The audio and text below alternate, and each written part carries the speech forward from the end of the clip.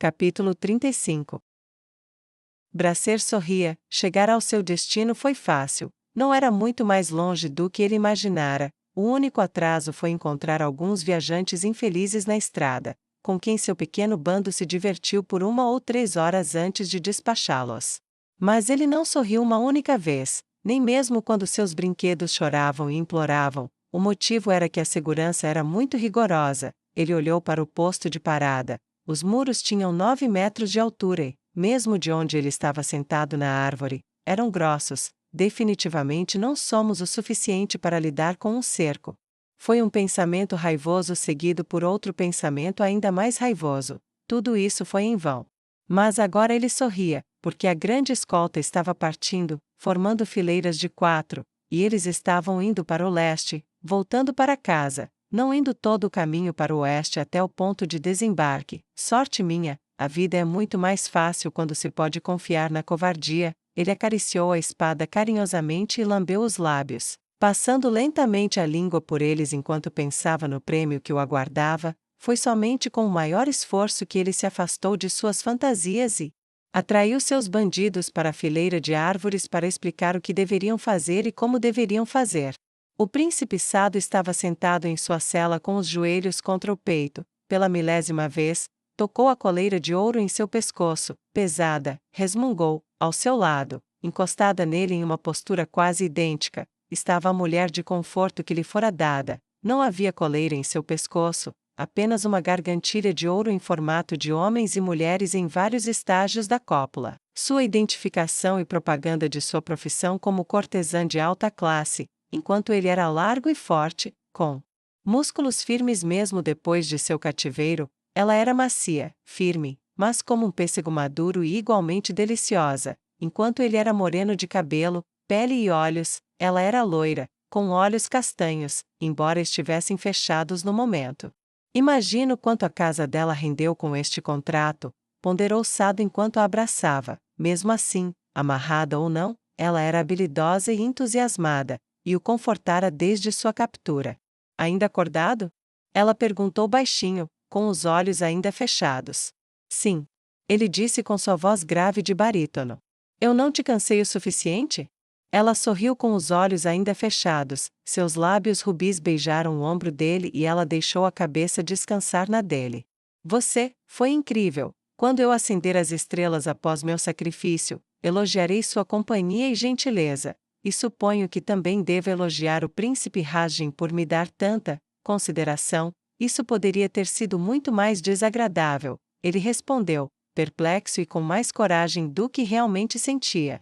Bem, já que esta é sua última noite aqui, deixe-me fazer com que seja uma boa noite. Ela sorriu maliciosamente e percorreu com a língua o centro do corpo do guerreiro, puxando suas pernas para fora com um movimento suave da mão, até que tomou sua masculinidade em sua boca.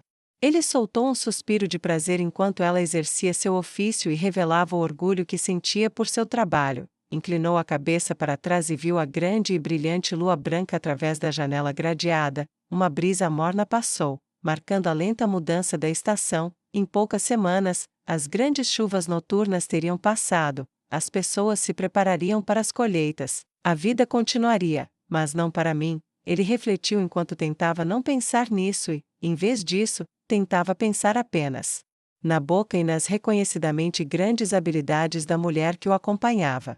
Ela se levantou, passou uma perna por cima dele e se abaixou, ficando de pernas abertas sobre o corpo dele, pressionou os seios contra ele e gemeu de prazer ao sentir as mãos dele em suas costas e a boca dele em seu pescoço. Se ela estava fingindo por orgulho profissional ou se realmente gostava dele, bem, ele não sabia dizer. Se era mentira, ela era uma impostora habilidosa.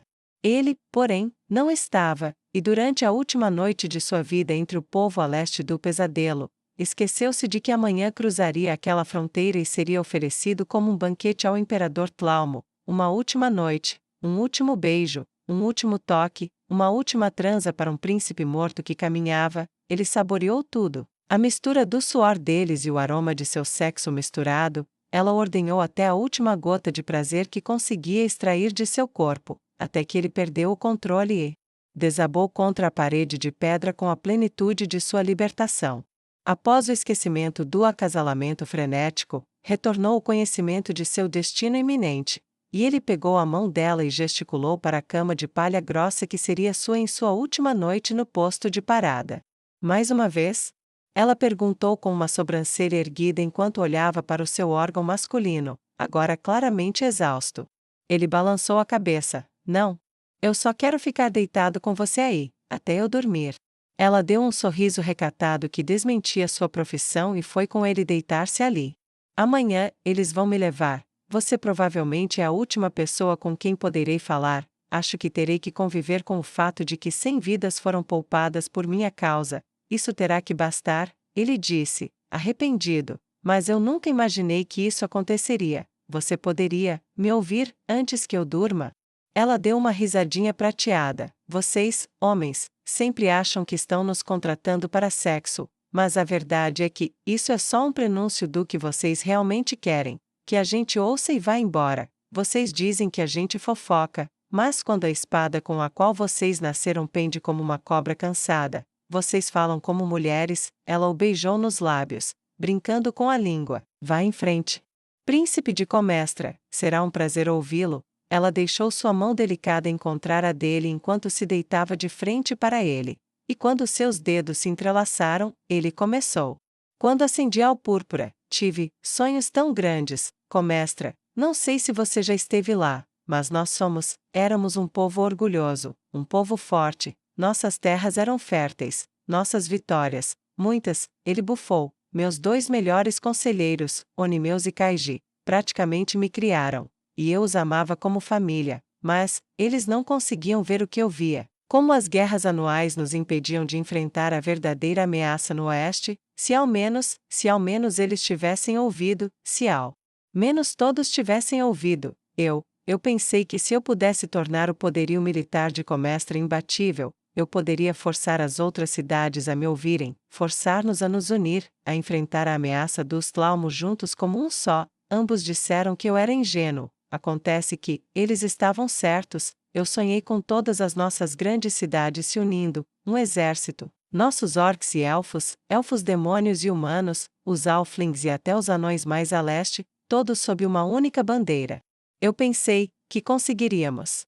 Seus olhos se encheram de lágrimas. Eu pensei, se eu conseguisse transformar escravos em cidadãos, cultivar a terra, aumentar meus números, em 20 anos eu poderia formar um exército grande o suficiente para que todos tivessem que me ouvir. Onimeus e Kaiji me disseram que se voltariam contra mim. Onimeus até me disse que poderíamos vencer se Rajin não participasse. Eu não dei ouvidos. Eu estava apenas vendo a visão do que poderia ser, e no final, destruí todos nós. Então, é isso, último.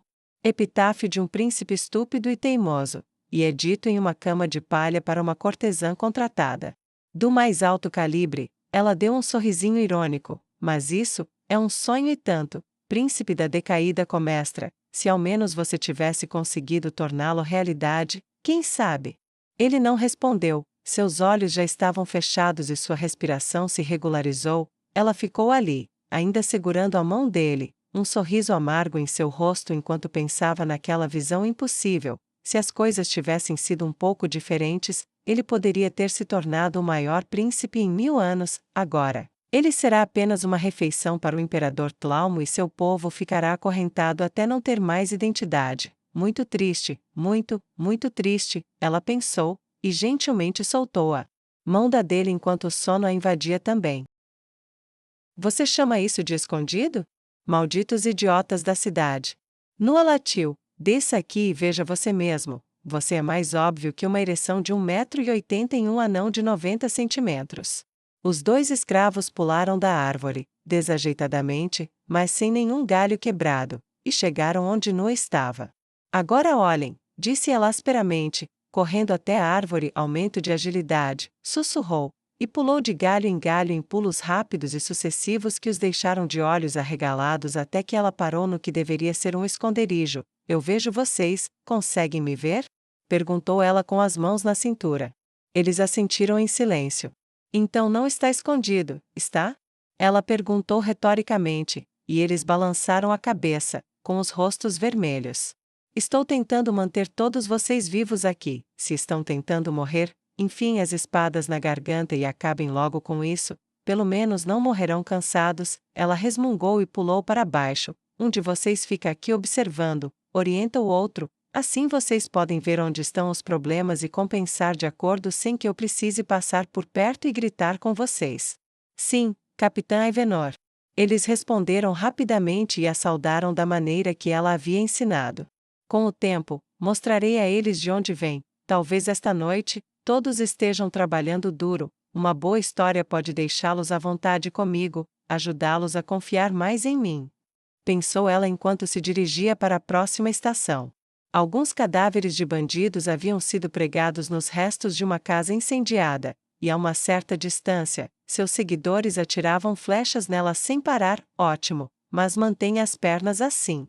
Ela chutou uma perna para trás, afastando-a alguns centímetros de um deles. Depois, foi para o próximo e, enquanto ele puxava o arco, ela o inclinou ligeiramente para cima. E mire um pouco mais alto, a flecha vai se arquear em voo. Eles dispararam, e uma das flechas atingiu a virilha de um cadáver. Embora acerte ali e acho que você conseguiu o mesmo resultado, mas se mirar pequeno, vai errar pequeno, então mire um pouco mais alto. Talvez Comestrans tenha flechas grandes o suficiente para fazer desse o melhor alvo, mas duvido que esses bandidos tenham tanta sorte. Ela conseguiu sorrir para eles. Depois de ver que era seguro, os escravos começaram a rir e retribuíram o sorriso. Ela então foi verificar as covas que um grupo de 6 estava cavando perto de onde as persianas seriam escondidas. Os escravos estavam cobertos de lama e sujeira, mas cavavam com afinco. A vida dos seus companheiros Comestrans depende de você cavar esses buracos. Sua cidade caiu, mas você não. Você vai decepcionar seus irmãos e irmãs uma segunda vez? Foi o suficiente para que eles cavassem como toupeiras. Ela olhou para os buracos, que tinham 1 metro de profundidade, exatamente como ela havia ordenado. Bom, agora, eu quero estacas afiadas lá embaixo. Vá até a linha das árvores e comece a fazê-las. Ninguém alcança os arqueiros sem ferimentos feios. Ela seguiu em frente antes mesmo que eles saíssem dos buracos. Iorig correu até onde ela estava. Senhora, eu mostrei a eles onde estão as pedras. Elas são grandes o suficiente, mas movê-las vai levar tempo. Nua balançou a cabeça. Na verdade, não. Ela se virou e gritou: Solution. Preciso da sua ajuda. Solution se aproximou de onde estava, de braços cruzados e com uma expressão bastante entediada. Sim, Lady Ivanor? Perguntou ela na postura perfeita de uma serva, com uma leve reverência para a frente. Nua podia sentir o olhar divertido mal contido.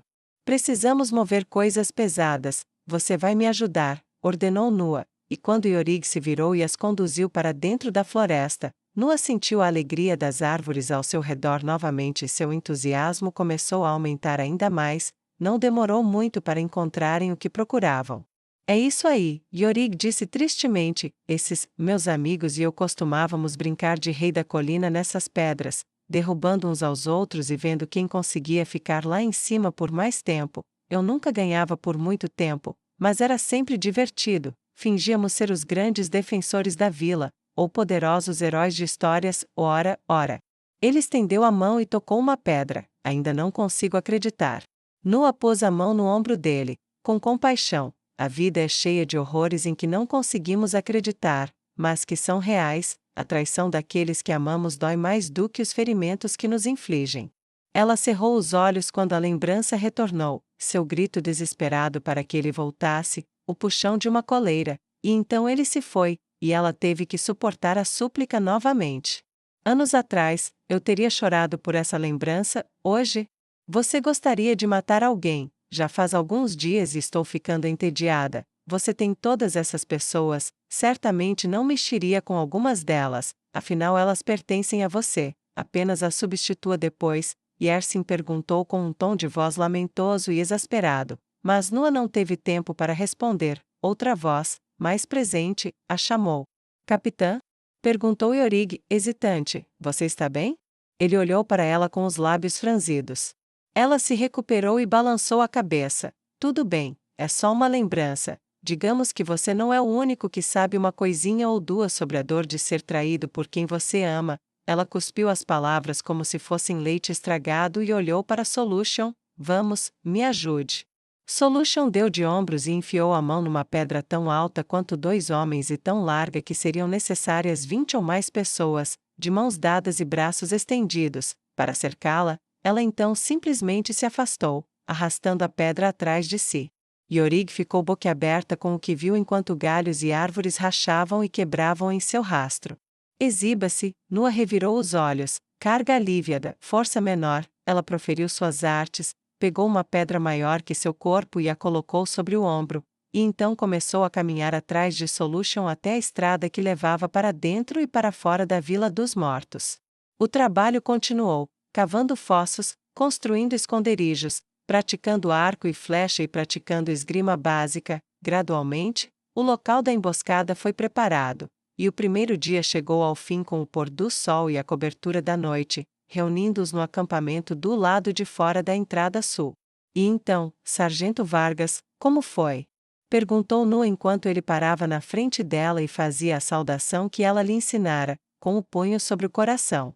O entusiasmo iluminou o rosto de Vargas, e suas mãos ficaram bastante animadas, os dedos abrindo e fechando em punhos, enquanto ele repetia tudo: Senhora, está indo bem, na verdade, terminamos as armadilhas e quase toda a proteção para eles, que serão feitas logo de manhã, as estacas já estão no lugar, com a cobertura de palha pronta, então, tirando isso, só precisamos fazer exercícios de luta e posicionamento, e estaremos prontos quando eles chegarem. Excelente, Nua disse com sinceridade. Certo, hora de comer e trocar as coberturas dos pés. Não vou deixar um único escravo deitado com os pés podres ou com infecção por causa dos arranhões no sangue e na sujeira de hoje. Não vou desperdiçar uma poção de cura com estupidez. Ela fez o pedido de forma ríspida. Mas seu rosto era uma máscara de preocupação que não passou despercebida pelo pequeno grupo.